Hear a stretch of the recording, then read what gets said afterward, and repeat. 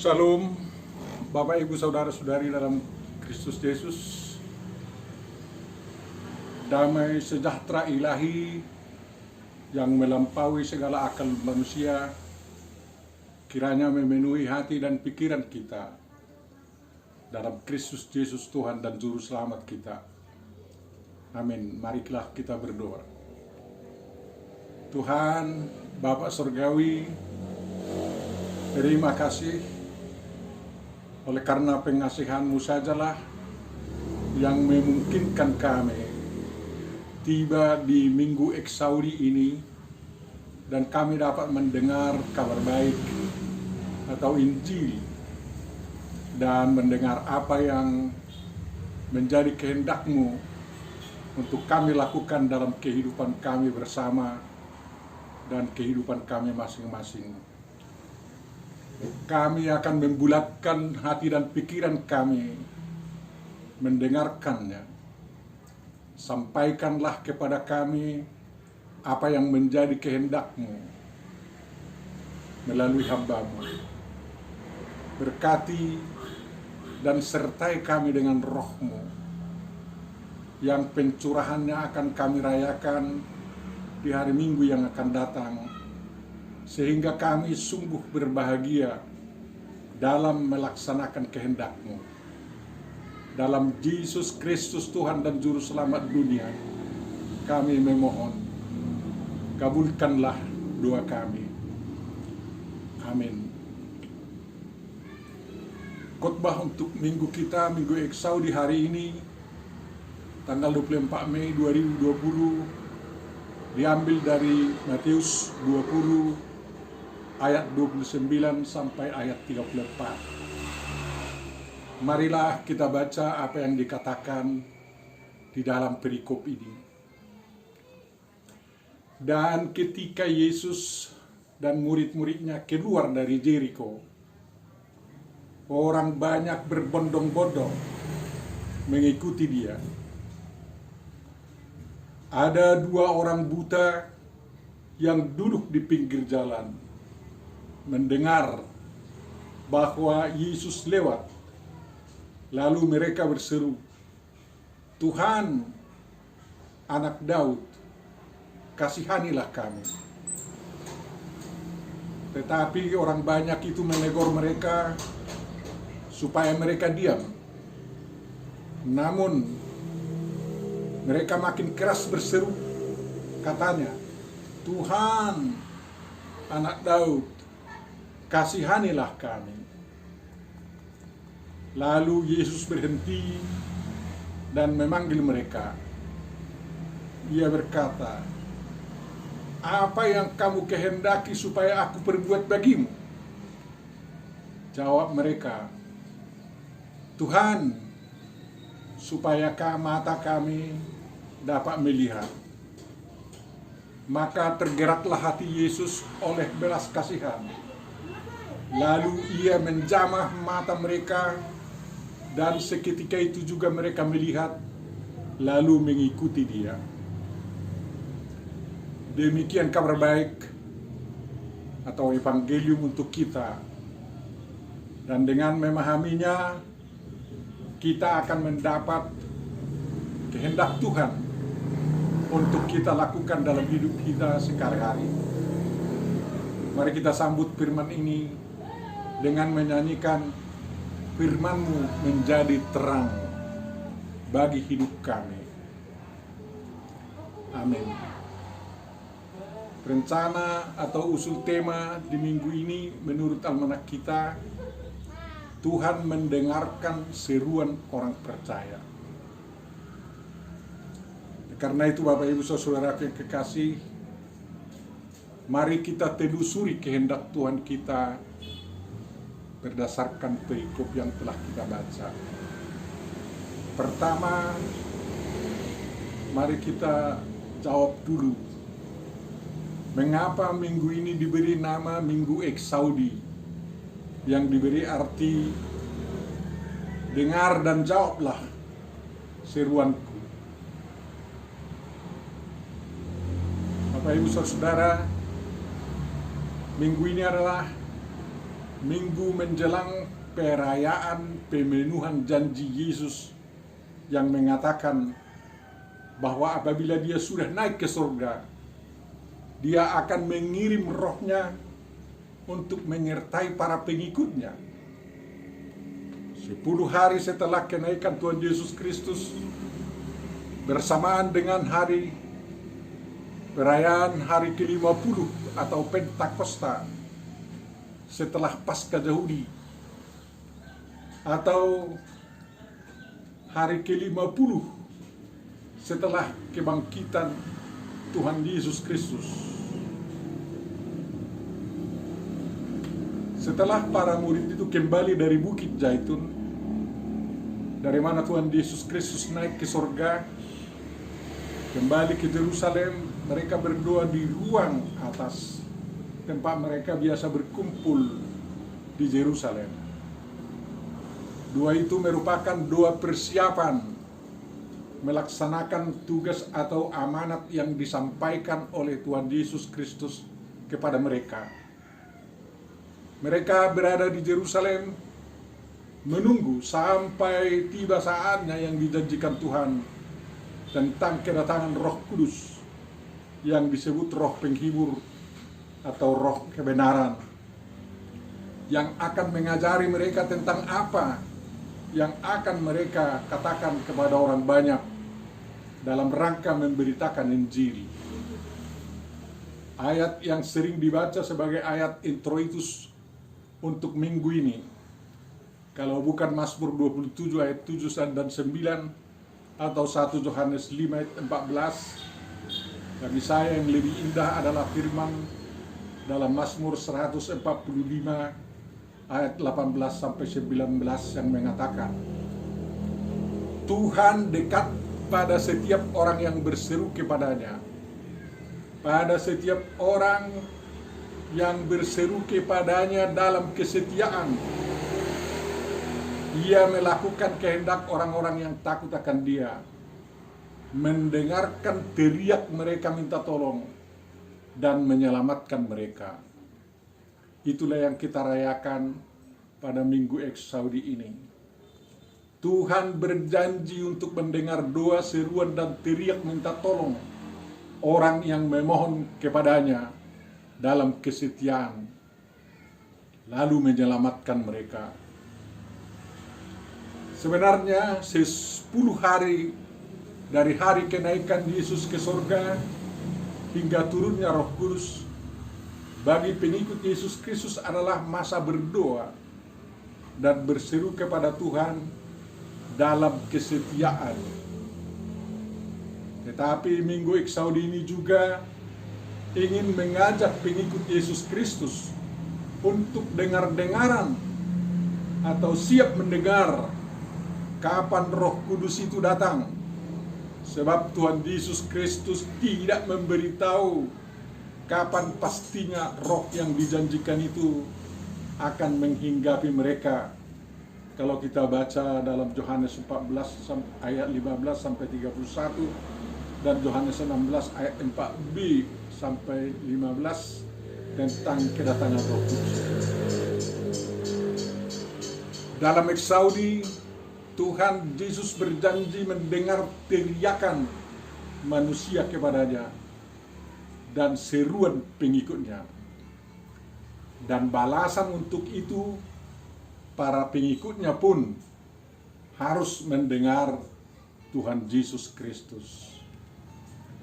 Yang kedua, Bapak Ibu Saudara, hal didengar dan mendengar di zaman now, zaman sekarang ini, merupakan hal yang sangat penting dan pasti dialami setiap orang. Bagi setiap orang hampir tidak ada hari yang tidak diisi dengan hal didengar dan mendengar. Yang tidur pun tidak bisa lepas dari hal mendengar dan didengar. Apalagi orang yang sedang siaga atau bekerja. Hanya orang mati yang luput dari itu. Semua yang sudah mampu ber-IT, memakai teknologi informasi yang canggih, menggunakan teknologi informasi yang dikuasainya agar dia didengar dan mendengar orang lain. Misalkan saudara memakai WA dan menulis di situ, saudara membaca berita-berita di WA tersebut, itu hal mendengar, dan saudara menuliskan apa yang Anda ingin sampaikan kepada orang lain karena saudara ingin didengar. Menurut Kamus Besar Bahasa Indonesia, ada 4 arti mendengar, yaitu 1, dapat menangkap suara atau bunyi dengan telinga, berarti tidak tuli. 2, mendapat kabar. 3, telah mendengarkan, misalnya dalam mengambil resolusi, keputusan, dan sebagainya. Dan arti yang keempat, menurut, mengindahkan, mendengarkan. Jadi mendengarkan merupakan bagian dari salah satu mendengar. Anak merengek kepada orang tuanya karena dia ingin didengar.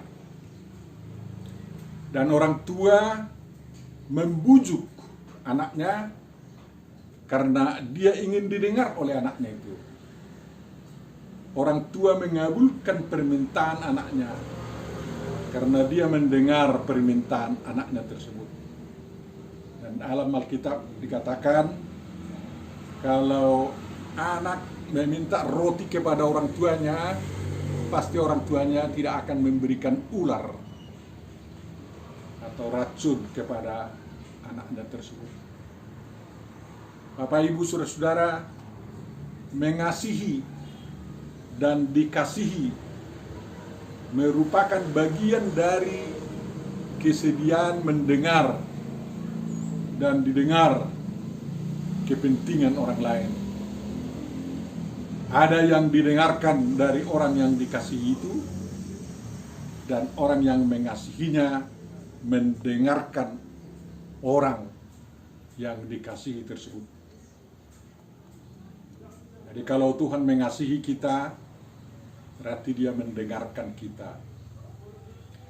Pemerintah ingin didengar oleh rakyatnya dan diharapkan juga mendengar keinginan, keluh kesah, dan hati nurani rakyat.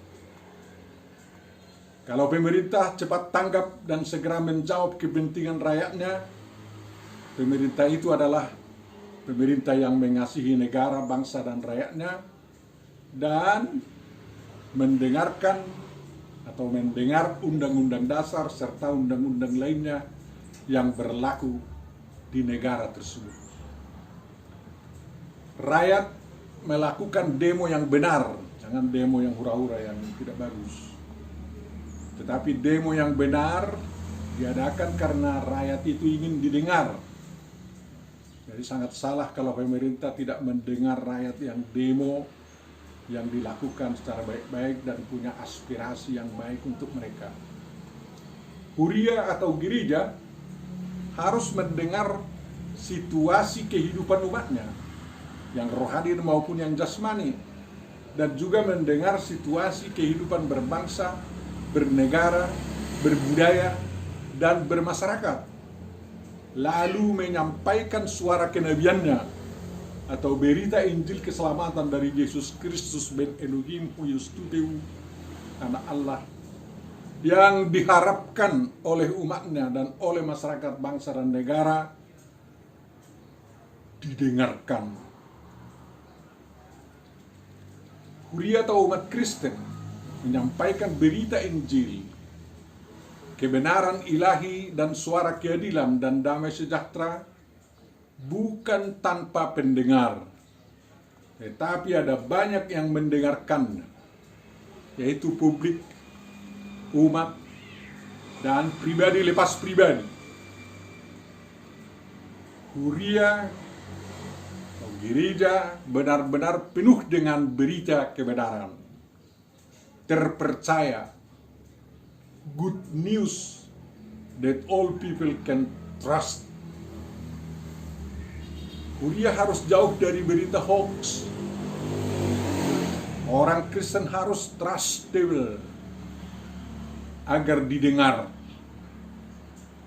Anti-Kristen sering menebarkan berita hoax atau berita bohong tentang huria, tentang gereja, dan penyebarnya ingin didengarkan agar masyarakat disesatkan dan tidak percaya lagi kepada gereja, kepada huria, dan kepada orang Kristen.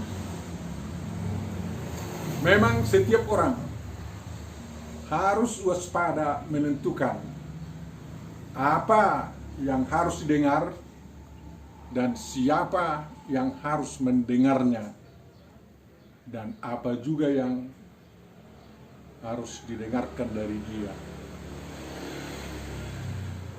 Tuhan bersedia mendengar orang percaya, dan orang percaya juga harus mau mendengar Tuhan. Sudah hukum tidak tertulis bahwa dalam pergaulan antar manusia dan antar manusia dengan Tuhan harus timbal balik dalam hal mendengar dan didengar. Dalam Minggu Eksaudi ini mari kita renungkan hal tersebut. Yang ketiga, Bapak Ibu Saudara, ada dua orang buta yang sangat kompak di kota Jericho. Mereka sering duduk di pinggir jalan untuk mengemis untuk kebutuhan hidup mereka.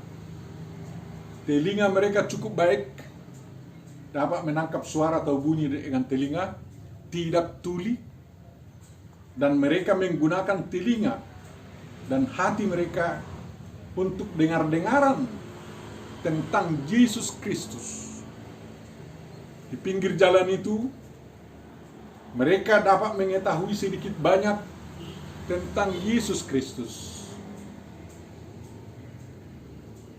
Atas dasar apa yang mereka dengar itu, sedikitnya dua orang ini beda dengan orang lain tentang mengenal Yesus Kristus sebagai Tuhan atau Kyrios, dan sebagai anak Daud, Huios tu David. Kebutaan dua orang ini membuat mereka tidak bisa ikut berbondong-bondong mengikuti Yesus. Namun demikian, kebutaan fisik mereka tidak membuat keyakinan mereka menjadi buta. Cacat atau kekurangan yang satu itu menghambat mereka bersama Yesus Kristus. Memang, saudara-saudari yang terkasih, sering ada sesuatu yang melekat pada diri kita yang bisa menghambat kita bisa bersama dengan Tuhan Yesus Kristus. Bisa saja itu berupa kebutaan akal budi, atau kebutaan pikiran, atau kebutaan iman, karena mata iman, mata pikiran, mata akal budi kita itu sudah ditutupi dengan perban tebal penjelek-jelekan tentang Tuhan Yesus Kristus. Memang lebih sulit membuat orang yang mata iman, pikiran, akal budinya sedang buta mau berseru kepada Tuhan Yesus Kristus, daripada membuat orang yang buta mata fisiknya minta belas kasihan Tuhan. Saya mengajak saudara-saudari, Bapak Ibu yang terkasih, untuk memeriksa diri masing-masing dan menemukan apa pada diri Anda yang menghalangi dirimu ikut arak-arakan bersama Yesus Kristus. Kalau Anda sudah temukan, minta kepada Yesus Kristus agar penghalang atau penghambat itu dicabut. Pasti Tuhan Yesus Kristus mau membuang penghambat itu dari diri Anda. Yang keempat, Bapak Ibu Saudara, keaktifan dua orang buta ini mendengar apa yang sedang terjadi di sekitarnya membuat mereka mengetahui bahwa Yesus Kristus sedang lewat di jalan yang di pinggirnya mereka sedang duduk-duduk. Jejak kaki orang yang berbondong-bondong itu, dan mungkin adanya suara-suara yang mengkomentari tentang Yesus Kristus, membuat dua orang buta ini mendapat kepastian bahwa Yesus Kristus yang sedang lewat Memang harus pasti apakah Tuhan Yesus melawat kita. Baru Dia kita sapa. Kepastian itu mendorong mereka untuk berseru, Tuhan, Anak Daud, kasihanilah kami. Dalam bahasa Yunaninya, eleison hemas kurie tu David. Bahasa Ibraninya, Adoneinu ben David, rahem alinu. Atau dalam terjemahan yang lain, Hanenu na Adodinu ben David. Rahem alinu artinya kasihanilah atas kami. Hanenu na artinya pedulikan atau perhatikanlah kami. Ingat kata hine, lihatlah. Mereka memanggil Yesus itu Adonai. Panggilan yang biasa oleh orang Yahudi untuk Yahovah, untuk Yahweh. Dari seruan ini sedikitnya mereka percaya bahwa Yesus Kristus itu adalah penampakan diri Yahovah. Sungguh hebat kepercayaan dua orang buta ini. Seruan ini menunjukkan kepercayaan mereka bahwa Tuhan Yesus Kristus sanggup melakukan apa yang mereka minta.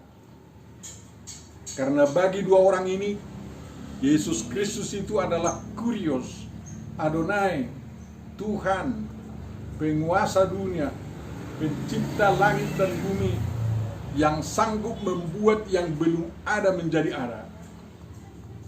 Selain itu, dua orang buta ini jelas memiliki pengharapan Mesias yang sangat kental, sebab mereka memanggil Yesus Kristus Anak Daud.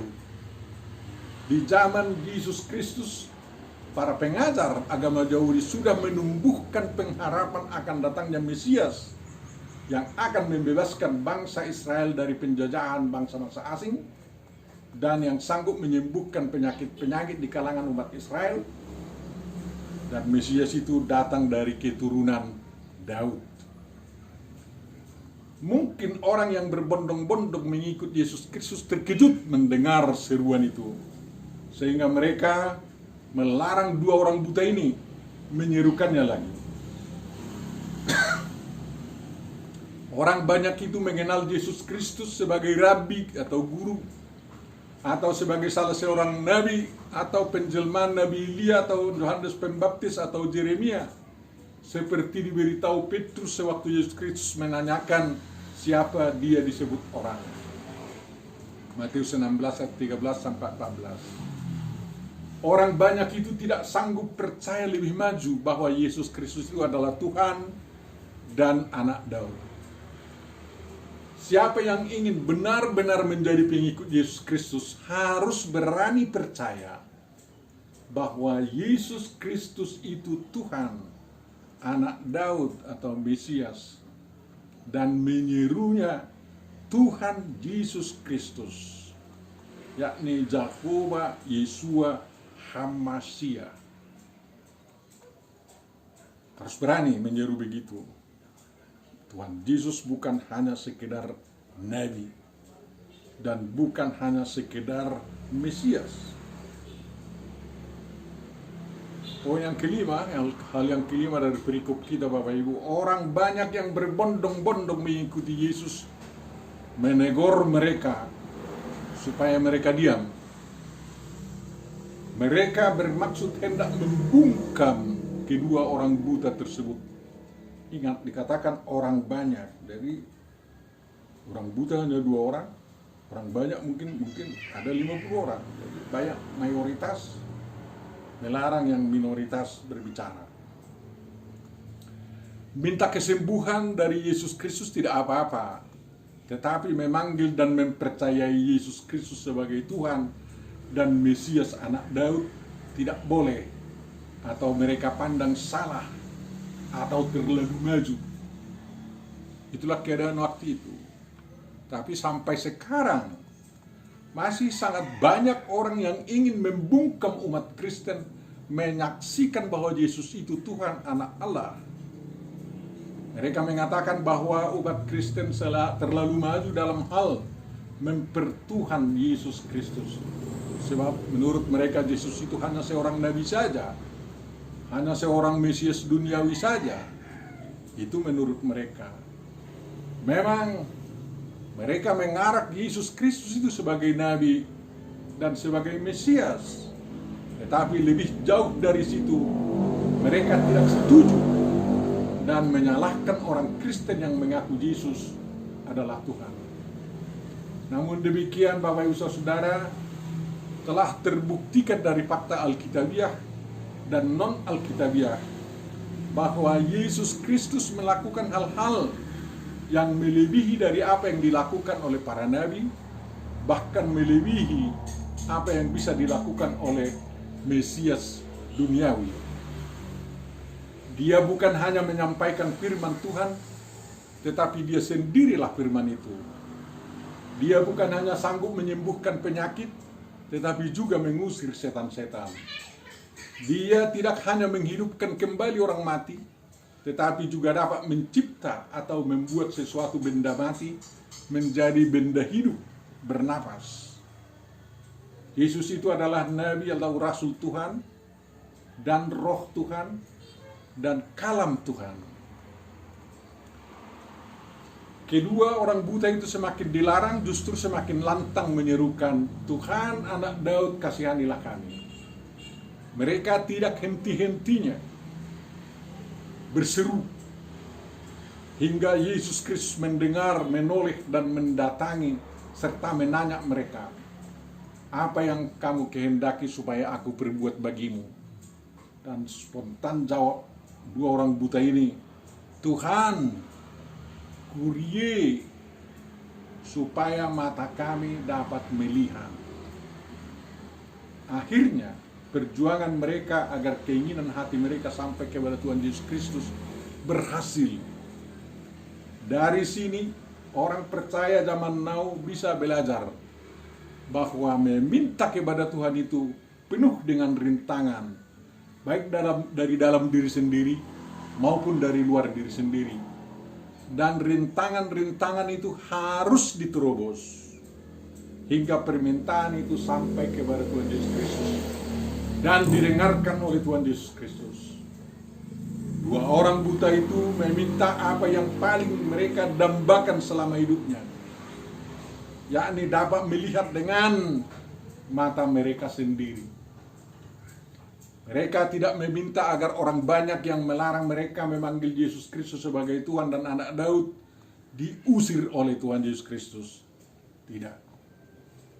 Kedua orang buta ini benar-benar menyerahkan sepenuhnya kepada Yesus Kristus hal yang tidak bisa mereka tanggulangi dalam pergumulan hidup mereka. Kepasrahan seperti itu perlu juga ditiru oleh setiap pengikut Yesus Kristus dalam mengatasi persoalan-persoalan hidupnya. Mari kita yakinkan diri kita bahwa kepasrahan kita meminta kepada Yesus Kristus dengan hati yang sangat tulus dan polos pasti akan mendapat jawaban dari Yesus Kristus, lambat atau cepat. Yang keenam, Bapak Ibu Saudara, permintaan yang polos dan sangat vital itu menggerakkan hati Yesus oleh belas kasihan. Lalu Yesus menjamah mata mereka dan ketika itu juga mereka melihat. Ilmu kedokteran harus berusaha mengimbangi kemampuan seperti ini. Operasi mata sudah bisa dilakukan, tapi lebih canggih dari situ harus terus dicari ilmunya oleh orang. Demikianlah keinginan Tuhan Yesus bagi murid-muridnya. Yesus bisa menjamah mata mereka, seseorang yang buta sembuh. Tuhan Yesus Kristus menunjukkan dirinya benar-benar sebagai Yahweh yang disaksikan dalam perjanjian lama, yang mengatakan, Tuhan, Tuhan Allah penyayang dan pengasih, panjang sabar, berlimpah kasihnya dan setianya. Itu dapat kita baca dalam Keluaran 34 ayat 6, 2 Tawarik 30 ayat 9, Mazmur 86 ayat 15, 145 ayat 8, Joel 3:13, Yunus 4 ayat 2, dan lain-lain. Memang itulah sifat Tuhan kita. Belas kasihannya lebih besar daripada amarahnya. Kita tahu bahwa walaupun Tuhan Yesus Kristus sudah begitu kejam disiksa oleh para pembencinya, dari mulai ditangkap di Taman Getsemani hingga pada penyalipannya, dari salib itu dia mengatakan, "Ya Bapa, ampunilah mereka, sebab mereka tidak tahu apa yang mereka perbuat." Lukas 23:34. Kepada penjahat yang mengenal dosanya itu, Yesus berkata, "Sesungguhnya hari ini juga engkau akan ada bersama-sama dengan aku di dalam Firdaus." Lukas 23 ayat 43. Dari berita yang tertulis dalam kitab-kitab Injil dapat diketahui bahwa tidak seorang pun yang meminta kepada Yesus yang dikecewakan, tetapi selalu mendapat jawaban yang menyelamatkan. Walaupun Tuhan Yesus Kristus sekarang berada di sorga, perbuatannya yang dulu itu terhadap orang yang mendengarnya terus berkelanjutan. Bagi setiap orang dari kalangan manapun, dari agama manapun, terbuka jalan untuk datang kepada Tuhan Yesus Kristus. Mari terobos setiap penghalang yang ada dalam diri masing-masing, maupun penghambat yang datang dari luar diri masing-masing, hingga kita masing-masing dapat bertemu dengan Tuhan Yesus Kristus dan mendengar serta mengabulkan permintaan kita masing-masing. Yang ketujuh, Bapak Ibu, dalam kabar baik yang sampai kepada kita hari ini, diberitahu juga apa reaksi kedua orang buta ini setelah mereka dibuat bisa melihat dan setelah permohonan mereka dikabulkan. Diberitahu kepada kita, lalu mereka mengikuti dia. Saya yakin bahwa kedua orang ini mengikuti Yesus bukan seperti orang banyak yang berbondong-bondong mengikuti Yesus, tetapi melarang kedua orang ini memanggil Yesus Tuhan dan Anak Daud. Kepengikutan kedua orang ini pasti berbeda dengan kepengikutan orang yang melarang mereka berdua sebelumnya. Kedua orang ini menjadi saksi tentang perbuatan-perbuatan Tuhan Yesus Kristus dan menjadi penyaksi tentang Tuhan Yesus Kristus. Diharapkan setiap orang Kristen zaman now mengikuti Yesus Kristus di zaman sekarang, sebagaimana dilakukan oleh dua orang yang mantan buta ini. Tentu saja setiap orang dari kita menjadi saksi kebesaran Tuhan Yesus Kristus. Misalnya bahwa kita masih bisa hidup di masa pandemi COVID-19 dan menjadi penyaksi tentang karya-karya Tuhan Yesus Kristus yang masih berlangsung sampai sekarang. Tuhan Yesus Kristus memberkati kita semua. Yesus Kristus mendengar seruanmu dan terimalah tindakan Yesus yang menyelamatkanmu. Amin. Mari kita sambut Bapak Ibu Saudara firman ini dengan menyanyikan firman-Mu berkatilah kekal dalam hatiku. Amin. Mari kita berdoa. Terima kasih Tuhan karena belas kasihan-Mu kepada kami semua yang memungkinkan kami masih bisa bersekutu dengan-Mu di rumah kami masing-masing, baik melalui teknologi informasi yang sedang kami gunakan sekarang. Itu semua kami lakukan demi pemuliaan nama-Mu, dan kami percaya bahwa Kaulah Tuhan, Juru Selamat kami, Mesias kami, yang menyediakan kehidupan baru bagi kami. Terima kasih atas firman yang telah mendorong setiap orang berani menerobos setiap hambatan-hambatan agar bisa bertemu dengan Engkau ya Yesus dan menerima berkat darimu ya Tuhan Yesus Kristus Juru Selamat kami. Tuhan, kami mohon, karena kami menantikan kedatangan Roh-Mu yang kudus, kiranya Tuhan bersedia menyuruh Roh-Mu yang kudus menghinggapi kami semua dan mendorong orang-orang yang sedang menderita sakit sekarang ini agar mereka berani meminta kesembuhan daripadamu ya Tuhan Yesus Kristus. Siapapun mereka yang berdoa kepadamu, kabulkanlah permintaan mereka. Kami berdoa bagi saudara-saudara kami yang non-Kristen, yang Islam, yang Buddha, yang Hindu, dan yang lain-lain. Semuanya sama di hadapan-Mu Tuhan. Berikan berkat-Mu kepada kami semua. Tuhan, berkatilah huri atau gereja-Mu yang sedang berjuang untuk hidup di dunia ini. Berikan damai sejahtera di kalangan semua pengikut-Mu umat Kristiani. Jauhkan pertengkaran di antara mereka, walaupun mereka berbeda denominasi ataupun teologi di pengenalan akan Engkau. Kiranya semua umat-Mu bisa bersekutu bersama memuji dan memuja Engkau ya Tuhan. Bapa Surgawi, siapapun dari antara bangsa kami yang sudah harus meninggalkan dunia ini, entah karena sakit pandemi, oleh karena pandemi yang sekarang atau sakit apapun, kalau mereka meninggalkan dunia itu, Tuhan, kami mohon agar Tuhan berkenan menyambut siapapun yang meninggal dunia itu tanpa membedakan agama mereka, karena Kau adalah Maha Pengampun dan Maha Pengasih. Tuhan, berikan tempat bagi mereka kepada di Firdaus yang sungguh membahagiakan itu.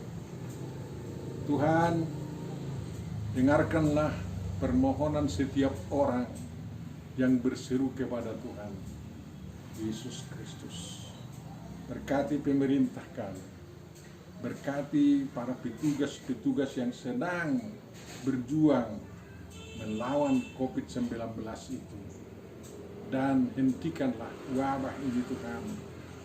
Walaupun nanti terjadi ada herd immunity, hanya Tuhanlah yang dapat memberikan kekebalan kepada setiap orang dari bangsa kami, sehingga tidak ada yang menjadi korban oleh karena COVID-19 tersebut. Terima kasih Bapa, sempurnakanlah doa kami ini